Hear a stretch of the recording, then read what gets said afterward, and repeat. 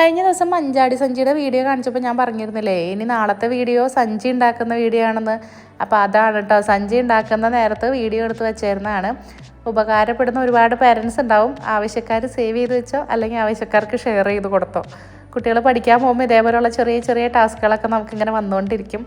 അപ്പോൾ ഞാൻ കരുതി ഇതൊരു കണ്ടൻറ്റായിട്ട് ഇടാം എന്ന് കരുതിയിട്ടാണ് കേട്ടോ ഞാനിങ്ങനെ ഒരു വീഡിയോ ചെയ്യുന്നത്.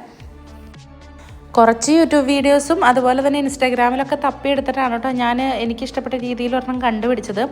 അപ്പോൾ ഇതിൽ കാണിച്ചിരിക്കുന്ന പോലെയൊക്കെ ചെയ്തതിന് ശേഷം ഞാനതിൻ്റെ ഉള്ളിൽ ഇപ്പോൾ ഈ ഒട്ടിക്കുന്നതിൻ്റെ ഉൾഭാഗത്തായിട്ട് ഒരു പീസും കൂടെ എക്സ്ട്രാ വെട്ടി വെച്ചേ. കാരണം എനിക്കിത് അടിയിലൊരു ഉറപ്പ് പോരായ്ക തോന്നി. ഇതിൽ പാക്ക് ചെയ്യുന്ന ഐറ്റംസ് ഞാൻ കഴിഞ്ഞ ദിവസം വീഡിയോ കാണിച്ചല്ലോ. അപ്പോൾ ഇൻ കേസ് ഇവരിത് കൊണ്ടുപോകുന്ന സമയത്തോ അല്ലെങ്കിൽ കുറച്ച് നാളത്തേക്ക് എന്തായാലും സ്കൂളിൽ യൂസ് ചെയ്യുന്ന ഒരു ഐറ്റം ആണല്ലോ, അതുകൊണ്ട് തന്നെ ഞാനൊരു എക്സ്ട്രാ പേപ്പർ അതേ സൈസിൽ വെട്ടിയിട്ട് അതിൻ്റെ അടിഭാഗത്തായിട്ട് ഒട്ടിച്ച് കൊടുത്തിരുന്നു കേട്ടോ. അങ്ങനെ ചെയ്യുകയാണെന്നുണ്ടെങ്കിൽ കൂടുതൽ നന്നാവും എന്ന് തോന്നി.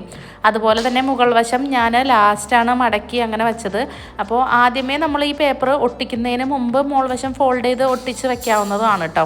ഞാൻ പറഞ്ഞല്ലോ ഞാനും കുറേ വീഡിയോസ് റെഫർ ചെയ്തിട്ടാണ് ഈ ഒരു വീഡിയോ ഇതിങ്ങനെ ചെയ്തെടുത്തത്.